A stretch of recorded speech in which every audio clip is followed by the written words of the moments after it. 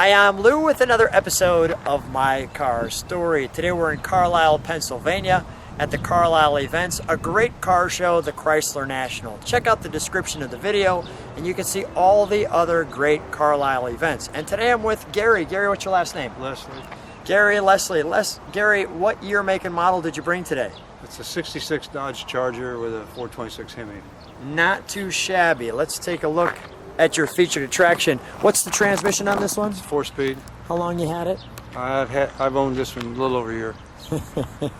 And there's a little story behind it. Right now we've got the headlights open, and there's a reason for that. Come right around me, Gary. And if you would please, let's shut those headlights, because they do something when they're not on that you'll want to see.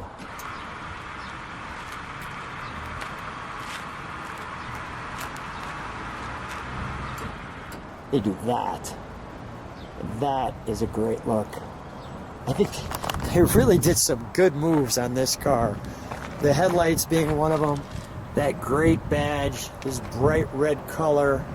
Let's take a walk back here. Now you have an interesting story. Come with me. Your story with when you were younger, you had one of these. Well, in January of ~66, when these things came out, I bought a new, it was a 383 4-speed, red, just like this. Had a white interior, but a couple months later I got a ride in a new Hemi car, and I figured I had to have a Hemi, so. Well, with me. So what happened? Well, when I graduated college in light of May, and I came back to Indianapolis and found a used Plymouth, a new Plymouth that was only a few months old, and the guy wanted to sell it. Was a 426 Hemi. So I bought it at a bargain price because the engine was about to go.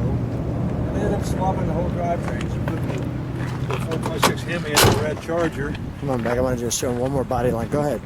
And putting the 383 in the Plymouth and sold it, which was probably a mistake because the Plymouth was a very rare HP2 car. There was only 53 of them built, but you didn't know that at the time. So I ended up wrecking the car 2 years later in '68. Okay, sorry to hear that. And I'm laughing because I know the end result, which is what we're looking at, but go ahead. Well, so I ended up, had 5 kids, and cars weren't a part of my life for a long time. So we saw this one online and bought it. Oh, we're going to show you that interior. That's right, with the 4-speed. Let's open the hood, shall we? Okay. What was the feeling when you bought this car, knowing that this was the car that you were kind of waiting for? Well, I wasn't really looking for it, but when I saw it, I thought, oh, that thing's neat. It's what it says it is. And I bought it sight unseen, just on recommendations of a friend about the dealer up in Wisconsin. Yeah. Rick, Diversity Motors, and it's all Rick said it was. Look up at me for a second. Pretty exciting, right? Yeah, we were very happy with the outcome of it. So. Very happy. And that is a great outcome. When you popped the hood for the first time, what was your thought? Well, it looked like it should. There's several things on these things that are very unique to the '66. Tell me about it. Like this. What is that? Well, that's the relays for the starter and step over that way a bit. And only the '66s had that because the Hemi was a running model year change. In other words, they started manufacturing the '66s back in probably, I don't know, September or something. And the Hemis didn't start being manufactured until around the first of the year. And the Chargers didn't start being manufactured. All Hemis in '66 had this panel on it. It looked like an afterthought. In '67, they incorporated all that up on the firewall. Now, is there a reason why they just have that plugged? It did not come with anything on it. Right. It was just for the future, I guess. In future models, the mission stuff did require them to have stuff attached to that. That really looks good. It's always exciting when you see the real deal, and this is just that. Let's fire it, shall we? Okay. And I'll stand behind it and listen to it idle. We'll step on the brakes for a moment while I'm back there.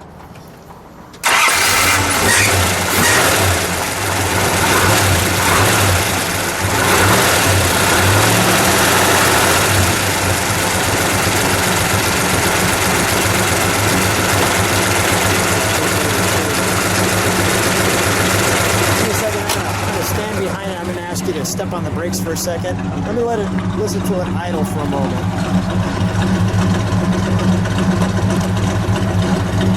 You step on the brakes for a moment. Great tail light. Nice. Beautiful.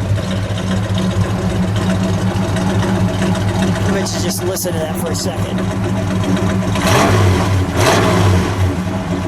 One more good one.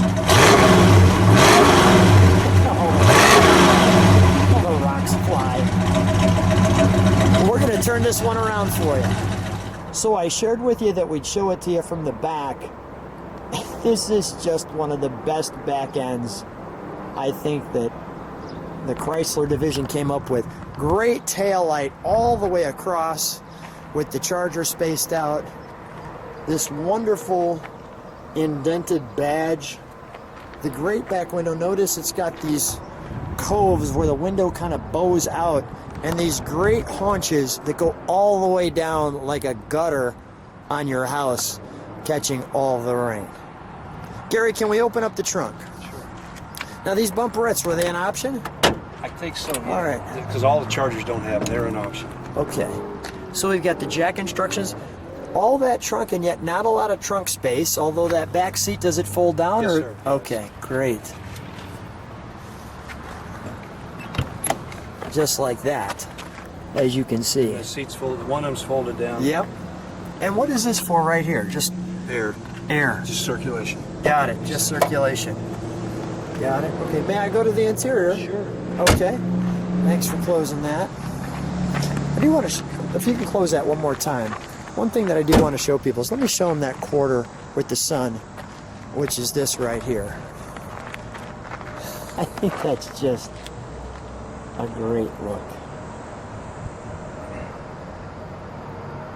Almost kind of arrow Coke bottle light going towards the front.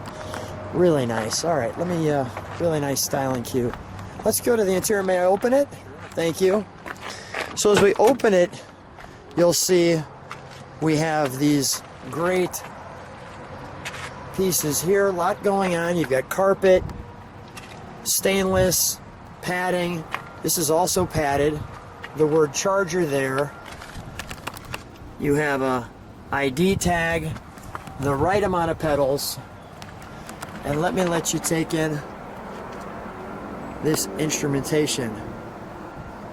Let me show you from the back. We've put one of the chairs down for you so you could see that. A lot of back glass.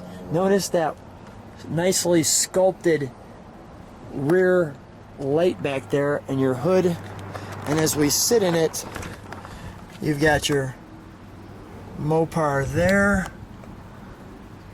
And when you're driving, these really almost look like they're lit, the way they're so brightly designed. So we have, what is this, headlights? That is a lockout switch that if you turn the headlights on and they come out and you want to lock them out, you can lock them out. Is that right? And then this is your brake light. So when you Yes. press the brakes, got it. Press the parking brake. Over on this side, we have the hood. The Charger was the only Dodger Plymouth in '66 that had inside hood release. Is that right? And they dropped that on the '67s. Is that because that little knob probably broke off all the time? Probably more for expense. Okay, yeah. That could have been the answer. Well, just a great instrumentation. Gary, I think it's time for us to take it for a ride. Okay. Let's do it. So Gary and I are in the 66 Hemi 4-speed. Go ahead, you were going to say something about the engine.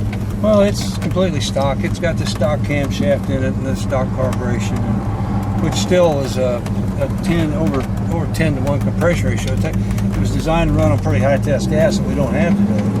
So I buy non-ethanol 90 octane and spike it with lead additive and with octane boost. So it's probably at least $2 a gallon above whatever the pump price of premium is. Smiles to the gallon. Yeah, 10 miles a gallon at best. Smiles to the gallon, though. You're definitely smiling when you're driving this one. Yeah. We'll make a right here at this stop sign. How's it feel? Well, it feels tight and snug. Did you have to do anything to the suspension? Well, the suspension on the Hemis are pretty stiff. They got different springs. And when I switched those engines back and forth back in '66, the whole rear underneath was switched. The K-frames, torsion bars, rear leaf springs, rear ends, everything had to be swapped out too because the Hemi package involved all that.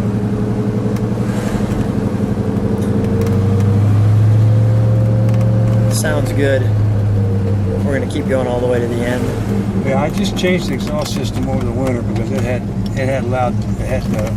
some kind of loud mufflers on it that I didn't like. I put a stock of mufflers on it as I could find.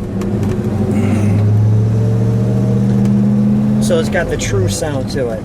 It's pretty close. I'm going to show people what it looks like out the back too. We're going to make another right. We're going to have a little spot where we can have some little acceleration as we take this corner here. So I'm going to keep the camera kind of forward.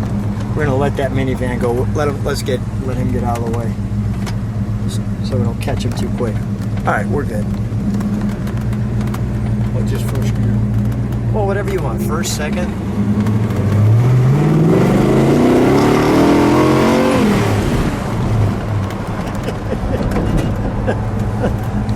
We smile. I hadn't got a smile out of you the whole time until we did that. We got to do more of that. I don't know. The police will let us. That's good stuff. The police will pull us all. All right, Hemi. Okay, sure. All right, we understand. Can we try it? That's what they'll be saying. Boy, it gets up and goes, huh? Yeah, I have never really gotten on this one. So that was it. That was the first time. Yeah, it's the first time I got on in first gear. There you go. I've always babied this. I got another one. If I get my need for speed, I get my other one, my Coronet ticket for. Well, I'll tell you something. You're going to see this video. You're going to see the first time you had fun and you started smiling was when you got on this thing. I'll tell you that right now. Yeah. It's a smile maker. I told you. Smiles to the gallon. Miles to the gallon. Smiles to the gallon. Yeah. No doubt about it. We'll go. We're going to be going back that way, back to the left. Back to the show, yeah. This doesn't have power brakes, but I don't see that you need them. All the brake suspension underneath is stock. I mean, some guys have modified and put disc brakes on them. This one's got the original drum brakes that were restored. Of course, turn here. Yep, this is going to take us right in. I just want to show people those gauges, how they look bright. Well, they look even more impressive at night. That's when they look impressive. Really? Because this is very unique. And Chrysler, they only did this for 66 and 67. I think they decided. Can you turn the lights on? See if yeah, but it's too dark. Yeah, they will not show up. No, they don't show up. But at night, they're just a glow, and it's a beautiful dash. But in the 68 Charger, they eliminated this. This was an expensive, very expensive thing to do. Just like the interior of this car. These split bucket seats and all were very expensive, and they decided not to do that in successive years. Yeah. Well, Gary, what a treat coming out, taking out your Hemi car. I'm so glad, first of all, you got it. It's like a car you've been chasing your entire life. So congratulations on hitting that dream. Thanks so much for being on My Car Story.